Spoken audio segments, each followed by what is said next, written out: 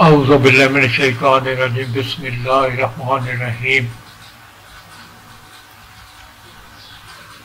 السلام علیکم۔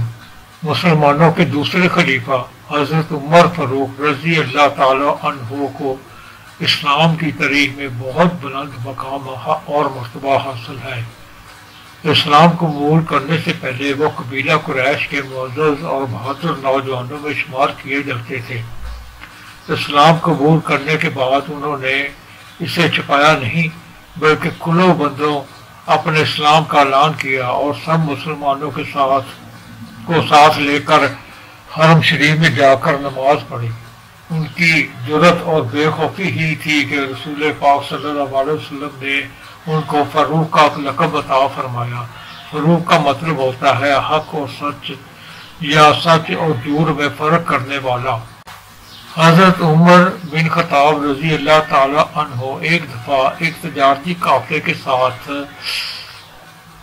مال لے کر مکہ سے شام گئے۔ قافلے میں قریش کے کئی اور بڑے سردار بھی شامل تھے۔ یہ قافلہ شام کے سب سے بڑے شہر دمشق گیا اور وہاں اپنا مال بیچ کر واپس مکہ کی طرف روانہ ہوا۔ تھوڑا سا فیصلہ طے کیا تھا کہ حضرت عمر فاروق رضی اللہ تعالیٰ عنہ کو یاد آیا کہ ان کی ایک رشتہ دار خاتون نے انہیں کچھ سونا دیا تھا اور کہ اسے بیچ کر اس کے لیے کچھ کپڑے وغیرہ لیتے ہیں۔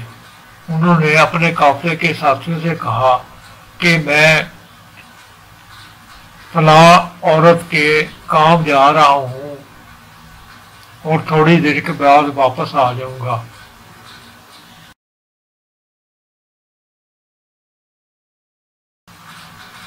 یہ کام کر کے جلد واپس آ جاؤں گا۔ حضرت عمر رضی اللہ تعالیٰ عنہ دمشق واپس گئے تو بازار بند ہو چکا تھا۔ مجبوراً وہ ایک سرائے میں ٹھہر گئے اور سو گئے۔ تھوڑی ہی دیر کے بعد اللہ کا ایک بندہ سرائے میں آیا۔ اس نے حضرت عمر رضی اللہ تعالیٰ عنہ کو جگایا اور اپنے ساتھ گھر لے گیا۔ معلوم نہیں یہ نیک آدمی حضرت عمر رضی اللہ تعالیٰ عنہ کو پہلے سے جانتا تھا۔ حضرت عمر پہلے بھی کئی دفعہ دمشق آ چکے تھے۔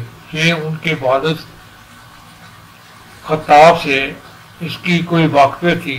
اس نے حضرت عمر رضی اللہ تعالیٰ عنہ کی بڑی خاطر کی۔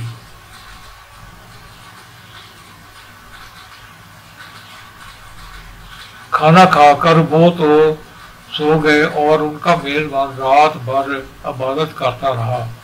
صبح کو حضرت عمر رضی اللہ تعالیٰ عنہ بیدار ہوئے تو ان کا میزبان نے کہا کہ اکیلے بازار نہ جانا، بازار میں لٹیرے اکثر مسافروں کو لوٹ لیتے ہیں، میرے ساتھ چلنا۔ یہ کہہ کر وہ سو گیا کیونکہ رات بھر وہ جاگتا رہا تھا۔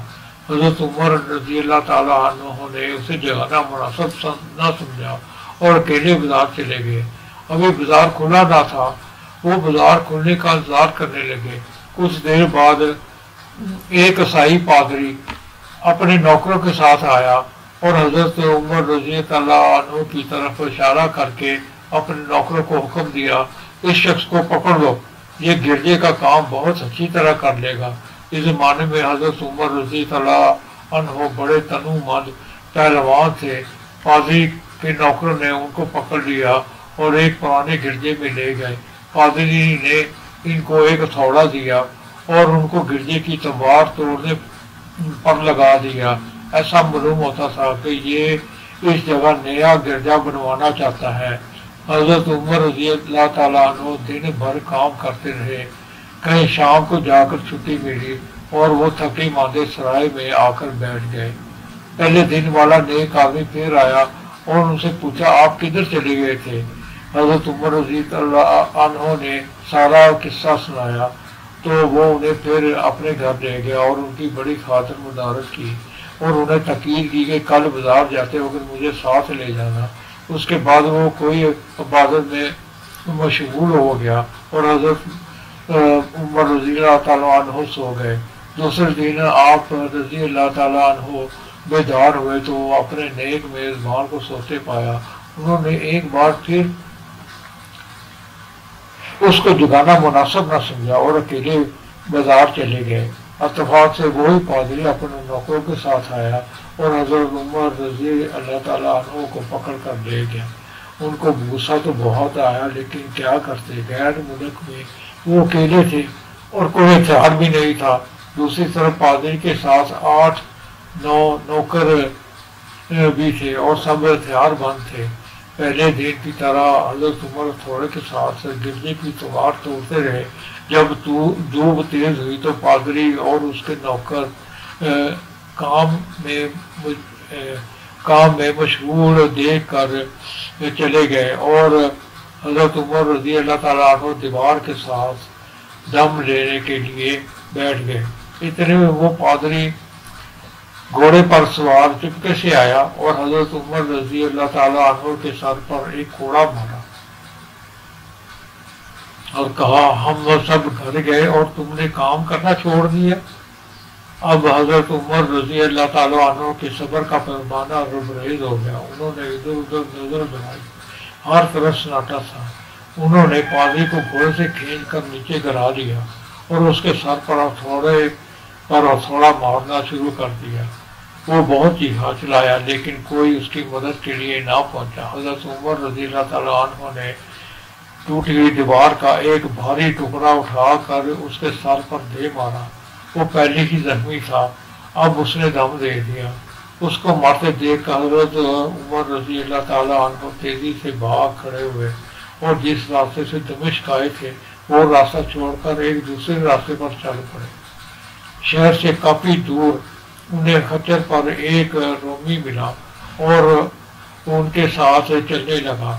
وہ کچھ باتیں کرنے لگا لیکن نہ آپ رضی اللہ تعالیٰ عنہ اس کی باتیں سمجھتے تھے اور نہ وہ ان کی باتیں سمجھتا تھا۔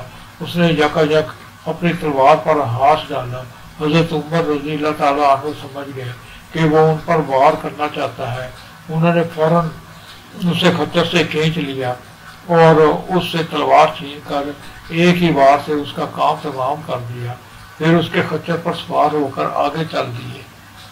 اس کے بعد کیا ہوا اس کا حال خود حضرت عمر رضی اللہ تعالیٰ عنہ اس طرح بیان کرتے ہیں۔ اس جگہ سے روانہ ہو کر میں ایک گرجا میں جا پہنچا۔ یہاں عیسائیوں کی ایک جماعت رہتی تھی۔ وہ گرجے کے اندر داخل ہوا تو گرجے میں رہنے والے سب لوگ میرے ارد گرد جمع ہو گئے اور مجھے سے میرے حالات کے بارے میں پوچھنے لگے۔ پھر وہ اپنے عیسائی عالم کے پاس لے گئے اور اسے میرے گرجے میں آنے کی اطلاع دی۔ وہ میرے پاس آیا اور مجھے نہایت غور سے دیکھنے لگا اور کہنے لگا، ایسا معلوم ہوتا ہے کہ تمہیں کسی چیز کا خوف ہے۔ میں نے کہا، تم نے کیسے اندازہ کیا کہ مجھے کسی چیز کا خوف ہے؟ اس نے میرے سوال کو ٹال دیا اور کہا، اب آپ جب یہاں کسی قسم کا خطرہ نہیں کیونکہ آپ ہماری حفاظت میں ہیں۔ پھر اس نے مجھے اپنے گھر میں مہمان کی طرح رکھا اور میری نہایت خاطر متعلق کی۔ پھر پوچھا، آپ کون ہیں؟ میں نے اسے بتایا کہ میں مکہ کا رہنے والا ہوں اور قبیلے قریش سے تعلق ہے۔ ایک تجارتی قافلے کے ساتھ آیا تھا۔ تجارت کا مال اپنے وطن جا رہا تھا۔ ایک ضروری کام کے لیے مجھے اپنے قافلے سے جدا ہو کر واپس دمشق جانا پڑا۔ اب میں اپنے وطن واپس جا رہا ہوں، راستہ بھٹک کر ادھر آ نکلا ہوں۔ وہ پادری مجھے غور سے دیکھتا رہا اور بار بار طرح طرح کے سوالات کرتا رہا۔ میں نے اس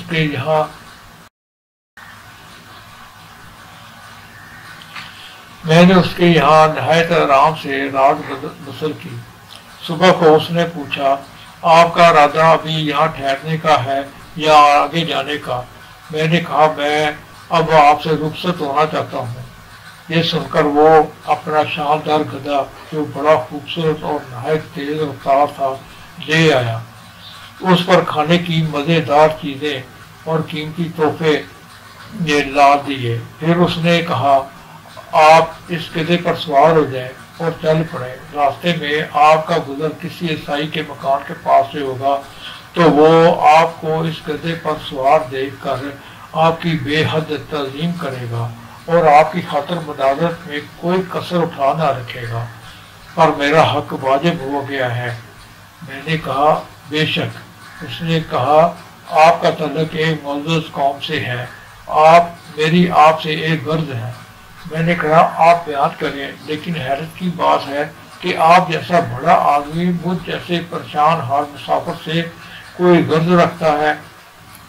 उसने बड़े यकीन भरे लहजे में कहा, सुने, मैं एक ऐसा आदमी जिसे अल्लाह ताला ने आसमान की किताबों का इल्म अता किया है। मैंने आपकी ज़ात में बहुत सी ऐसी निशानियां देखी हैं जो जाहिर करती हैं कि जब एक मुकर्ररा मुद्दत पूरी हो जाएगी तो हालात में ज़बरदस्त तब्दीली आएगी। इस वक्त आप हमारे मुल्क के हाकम बन जाएंगे और यहाँ के सब शहरों पर आपका हुक्म चलेगा। फिर उसने अपनी जेब से कलम और कागज निकाली और कहा, मेरी गर्ज ये है कि आप इस कागज पर लिख दें कि इस गिरजे और इसकी जायदाद पर जजिया या किसी और किस्म का हुकूमती टैक्स माफ होगा। मैंने हैरान होकर उससे कहा, आप मुझसे मजाक तो नहीं कर रहे? उसने कहा, कसम है उस रात की जिसने हजरत ईसा अलैहिस्सलाम पर अंजील नाज़िल फरमाई, मैं जो कुछ कह रहा हूँ बिल्कुल सच कह रहा हूँ। आप मेहरबानी फरमाकर मेरी दरख्वास्त कबूल फरमाइए। मैंने उसको उसकी बातों का वहम समझा और जिस तरह उसने कहा उसी तरह कागज पर लिख कर उसको दे दिया और गधे पर सवार होकर वहां से चल पड़ा। रास्ते में मुझे कई जगह साइयों की जमातें मिली। उन्होंने इस गधे पर मुझे सवार देख कर मेरी बड़ी खातिर मदारत की। मैं इस तरह जगह जगह ईसाइयों का मेहमान बनता तबूक तक पहुंच गया। तबूक शाम और अरब के सरहद के करीब है। अल्लाह तबारक ताला की शान, जिस जाती काफले के साथ मैं गया था वो काफिला काफी देर मेरा इंतजार करने के बाद एक जगह से चल पड़ा था जहां मैंने उसे छोड़ा था और अब तबूक में एक कुएं के करीब डेरा डाले हुए था। काफले वाले मुझे देखते ही मेरी तरफ दौड़ पड़े।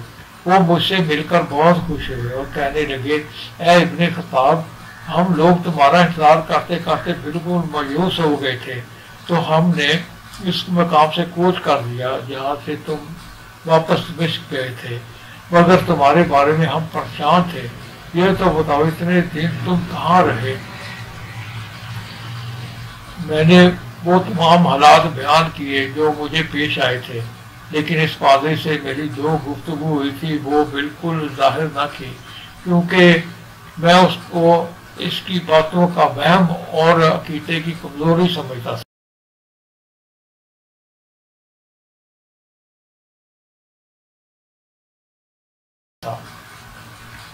कुरैश के एक सरदार अबू सुफियान भी इस काफले में शामिल थे। उन्होंने मुझे इस शानदार गधे पर सवार देखा और कहा, तुम लोग इस नौजवान की कमाल बंदी देखो। इसे किसी ऐसे मैदान में भी छोड़ दिया जाए जहां ना पानी हो और ना सब्जा, फिर भी इसको रिस्क मिल जाएगा। इस पादरी ने रुखसत करते वक्त मुझसे कहा था, जब मैं अपने साथियों के पास पहुंच जाऊं और गधे की जरूरत ना रहे तो इसकी रस्सी को खोशियों में रख कर और कजियों को मजबूती से बांध कर गधे को उसी जगह छोड़ दूं। मैंने ऐसे ही किया। ये देखकर अबू सुफियान ने कहा, अरे ये तुमने क्या कर दिया? गधे को ऐसी जगह छोड़ दिया जहाँ से डाकू और दरिंदे अक्सर गुजरते हैं। मैंने कहा कि इसके मालिक ने मुझे ऐसे ही करने की हिदायत की थी, वो ही इसकी आदतों से ज्यादा वाकिफ है। वहाँ से रवाना होकर हमारा काफिला मक्का पहुंचा। मेरे और पादरी के दरमियान जो गुफ्तगू हुई थी वो मुझे बुलाए ना भूली थी। पहले तो कई दिन मैंने اسے دل میں رکھا، لیکن پھر مجھ سے ضبط نہ ہو سکا اور میں نے یہ راز اپنے اس رشتہ دار خاتون کے سامنے ظاہر کر دیا جس نے مجھے سونا دیا تھا۔ وہ بڑی عقل مند خاتون تھی۔ اس نے مجھ سے کہا، اے ابن خطاب، میں تمہارے بچپن ہی سے تم میں اچھی نشانیاں دیکھ رہی ہوں۔ تم جب بہت چھوٹے بچے تھے تو میں نے ایک دفعہ خواب دیکھا کہ تمہارا قد لمبا ہوتا جا رہا ہے اور تمہارا قد اتنا لمبا ہو گیا کہ اس نے آسمان کو چھو لیا۔ یہ دیکھ کر میں نے خواب میں کہا، ارے یہ میرے بچے کی کیا حالت ہے۔ کسی نے کہا، اس کو دنیا اور آخرت میں بھلائی ملنے والی ہے۔ جاہلیت کے زمانے میں اس قسم کی باتوں کا مطلب میری سمجھ میں نہیں آتا تھا۔ مکہ میں ایک شخص اہل کتاب یہود و نصارہ میں سے تھا جو بہت گمنام تھا۔ عام لوگ اس سے واقف نہیں تھے، لیکن قریش کے سردار اس سے واقف تھے۔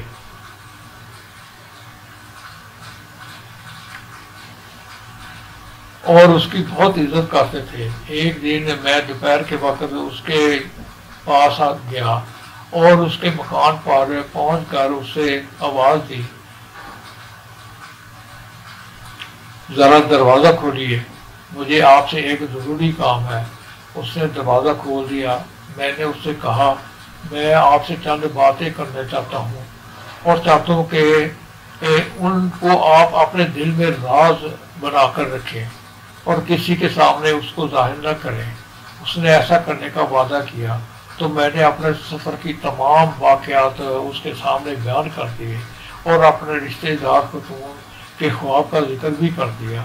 جب میں اپنی گفتگو ختم کر چکا تو اس نے کہا، اے ابن خطاب، جس کو تم نے معافی کا وعدہ لکھ کر دیا وہ اس زمانے میں عیسائیوں کا سب سے بڑا عالم ہے، اور جو کچھ اس نے کہا وہ سب کچھ سچ ہے، اور جلد ہی وہ تمہارے سامنے آ جائے گا۔ جہاں تک تمہارے رشتہ دار خاتون کے خواب کا تعلق ہے تو اس سے یہ ظاہر ہوتا ہے کہ مکہ میں ایک بہت بڑا انقلاب آئے گا، زمانہ ایک نئی صورت اختیار کرے گا اور آنے والے زمانے کے آسمان و زمین بدل جائیں گے۔ میں وہاں سے گھر چلا گیا اور اس کی باتیں اپنے دل میں لیے رہا۔ تھوڑے ہی عرصہ کے بعد قریش کی مجلسوں میں رسول اللہ صلی اللہ علیہ وسلم کا ذکر ہونے لگا۔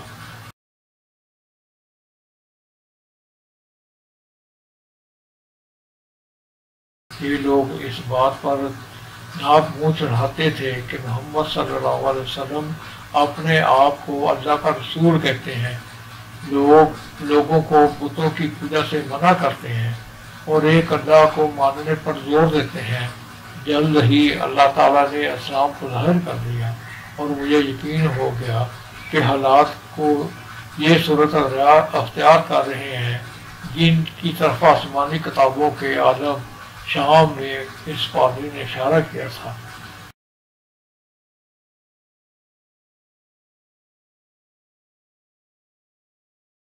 یہاں حضرت عمر فاروق رضی اللہ تعالیٰ عنہ کا بیان ختم ہو جاتا ہے۔ نبوت کے چھٹے سال حضرت عمر رضی اللہ تعالیٰ عنہ نے اسلام قبول کر لیا اور رسول اللہ صلی اللہ علیہ وسلم کے جان نثار ساتھی بن گئے۔ جب رسول اللہ صلی اللہ علیہ وسلم نے اس دنیا سے پردہ فرمایا تو حضرت ابو بکر صدیق رضی اللہ تعالیٰ عنہ مسلمانوں کے پہلے خلیفہ بنے۔ سن 13 ہجری میں انہوں نے وفات پائی تو حضرت عمر رضی اللہ تعالیٰ عنہ خلیفہ بنے۔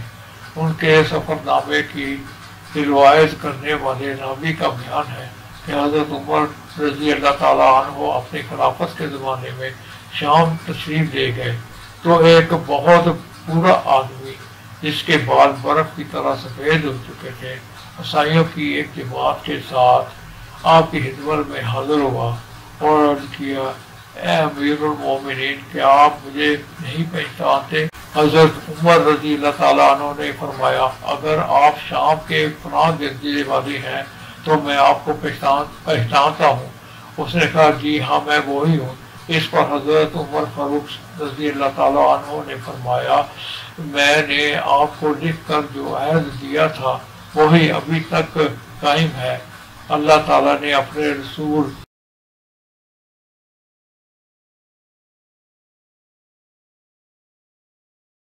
محمد صلی اللہ علیہ وسلم کے ذریعے ہمیں عزت بخشی۔